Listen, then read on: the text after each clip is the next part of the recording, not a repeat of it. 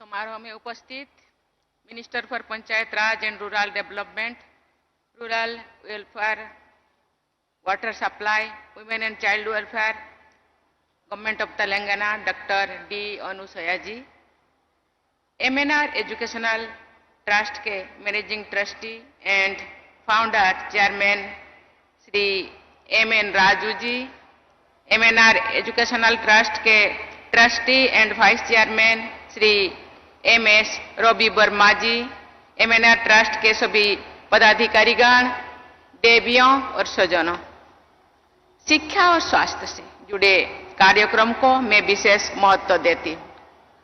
शिक्षा के माध्यम से ही जीवन में आगे बढ़ने के द्वार खुलते हैं। अच्छे स्वास्थ्य के बल पर ही कोई भी व्यक्ति सक्रिय रह सकता है। आपके इस संस्थान ने शिक्षा और स्वास्थ्य के क्षेत्र में योगदान दिया है। इसके लिए मैं संस्थापकों, प्रबंधन के सदस्यों तथा सभी विद्यार्थियों और लाभार्थियों को बहुत बहुत बधाई देती हूँ।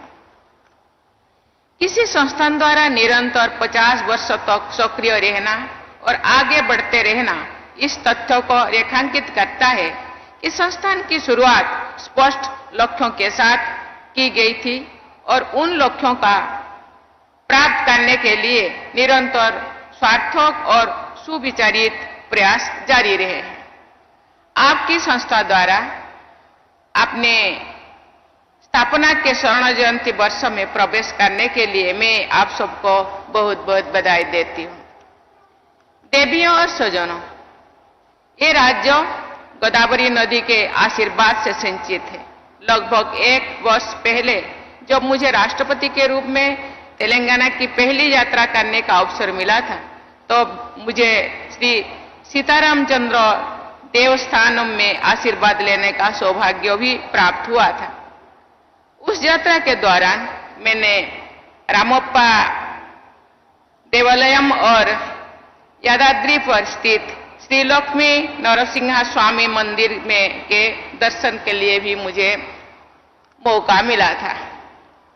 तेलंगाना का ये क्षेत्र सांस्कृतिक दृष्टि से बहुत संपन्न रहा है।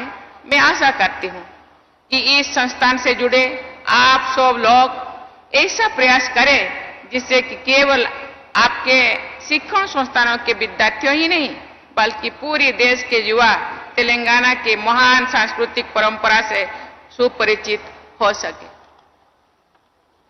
तेलंगाना में सातवाहन, काकतीय और चालुक्य वंशों के शासन के दौरान संस्कृति और कला के क्षेत्र में असाधारण उपलब्धियां इतिहास में दर्ज है। तेलंगाना के लोग आधुनिक युग के महान कवियों दशरथी कृष्णम आचार्युलु तथा कलोजी की कविताओं तथा जीवन मूल्यों से प्रेरणा लेते हैं। जब भी मैं तेलंगाना आती हूँ, मुझे दशरथी कृष्णम आचार्युलु जी की ये अद्भुत पंक्ति सहज ही याद आती है। ना तेलंगाना कोटि रत्न नाल बीणा, अर्थात मेरा तेलंगाना करोड़ों रत्नों से जड़ित बीणा के समान है। देवियों और स्वजनों, आज भारत विश्व के नॉलेज इकोनॉमी में अपना महत्वपूर्ण स्थान रखता है। भारत की इस प्रतिष्ठा में तेलंगाना, विशेषकर हैदराबाद में स्थित IT कंपनीज और यहाँ के प्रतिभाशाली IT प्रोफेशनल्स का बहुत बड़ा योगदान है। आज तेलंगाना सहित भारत के IT प्रोफेशनल्स की प्रशंसा पूरी विश्व में होती है। इस सफलता में शिक्षण संस्थानों का सराहनीय योगदान है। हैदराबाद एक प्रमुख हेल्थ केयर हब भी है। इस क्षेत्र में मेडिकल स्टूडेंट्स के शिक्षा प्रदान करने वाले आपके संस्थान जैसे इंस्टीट्यूशंस की भूमिका सराहनीय है।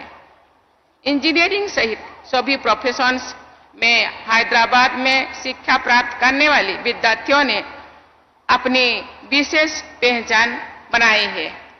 देवियों और स्वजनों, तेलंगाना राज्य की स्थापना समावेश के विकास के लक्ष्य के साथ की गई थी। शिक्षा और स्वास्थ्य सेवाओं को सबके लिए सुलभ बनाना, इस राज्य के और पूरे देश के समग्र विकास के लिए अनिवार्य है। आपकी संस्था द्वारा वंचित वर्गों के लोगों के शैक्षणिक विकास और स्वास्थ्य कल्याण के लिए निरंतर प्रयास किया जाना चाहिए। साथ ही आपकी संस्था द्वारा महिलाओं की शिक्षा एवं स्वास्थ्य पर विशेष ध्यान देकर उनके सशक्तिकरण के लिए अधिकाधिक योगदान होना चाहिए। शिक्षा और स्वास्थ्य के क्षेत्र में सक्रिय संस्थानों को समग्र राष्ट्र निर्माण में सहयोग करने की भावना के साथ आगे बढ़ना चाहिए। इसके लिए आप सबको ग्रामीण शिक्षा और ग्रामीण क्षेत्रों के लोगों के लिए चिकित्सा सुविधाओं पर विशेष ध्यान देना होगा। देवियों और स्वजनों, आज सभी देशवासी वर्ष 2047 तक भारत को विकसित राष्ट्र बनाने के लक्ष्य के साथ जुड़े हुए हैं। शिक्षित भारत, स्वस्थ भारत ही सही अर्थों में विकसित भारत के रूप में प्रतिष्ठित होगा। शिक्षा और स्वास्थ्य के क्षेत्र में योगदान देते हुए स्वर्ण जयंती वर्ष में प्रवेश करने के लिए मैं आप सबको पुनः बहुत बहुत बधाई देती हूँ। मुझे विश्वास है कि आपका ये संस्थान शिक्षा और स्वास्थ्य के क्षेत्र में निष्ठापूर्वक प्रयासरत रहेगा। इसके साथ ही मैं पुनः आप लोगों को बहुत बहुत धन्यवाद दे करके मैं अपने वाणी को विराम देती हूँ। जय हिंद, जय भारत।